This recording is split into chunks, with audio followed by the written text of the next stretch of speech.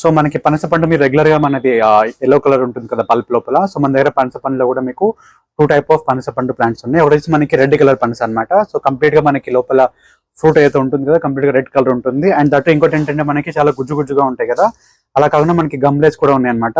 ఇంకోటి ఏంటంటే మనకి లోపల మనం చీల్చినప్పుడు పల్ప్ అయితే ఉంటుంది కదా, చాలా మనకి జిగర్గా ఉంటుంది. అలా కాకుండా మనకి పల్ప్ నార్మల్ గా వచ్చే పనస కూడా ఉందన్నమాట. అండ్ వచ్చేసి మనకి కంప్లీట్ గా రెడ్ పనస పండు అనమాట. సో మనం కంప్లీట్ గా గ్రాఫ్టెడ్ కాబట్టి ఆల్రెడీ మనకి హైట్ కూడా ఎక్కువ రాదు. సో చాలా ఈజీగా మనం బాల్కనీస్ లో పెంచేసుకోవచ్చు అనమాట రెడ్ పనస పండు. సో దీని కాస్ట్ వచ్చేసి మన దగ్గర 450 రూపీస్ ఉంటుంది. కంప్లీట్ గా మనకి బోన్సాయ్ టైప్ అనుకోండి, హైట్ ఎక్కువ రాకుండా ఆల్రెడీ మనకి కాయలతో ఉన్నాయి కాబట్టి చాలా ఈజీగా మనం 16 ఇంచెస్ స్పాట్ లో 8 ఇంచెస్ స్పాట్ లో పెంచేసుకోవచ్చు అనమాట పనస పండు. అండ్ మన దగ్గర ఇలా బ్లాక్ జామా కూడా ఉన్నాయి. ఇవన్నీ మనకి నేపాలీ జామ అనమాట. ఈసారి మనకి మిరియాల ప్లాంట్ లో మీకు డిఫరెన్స్ ఏంటంటే మిరియాల ప్లాంట్ మనకి బుషీ టైప్ అనమాట. సో వీటికి మనకి ఏంటంటే తీగ రాదు, మనకి ఓన్లీ మనకి బుషీ టైప్ ఉంటుంది.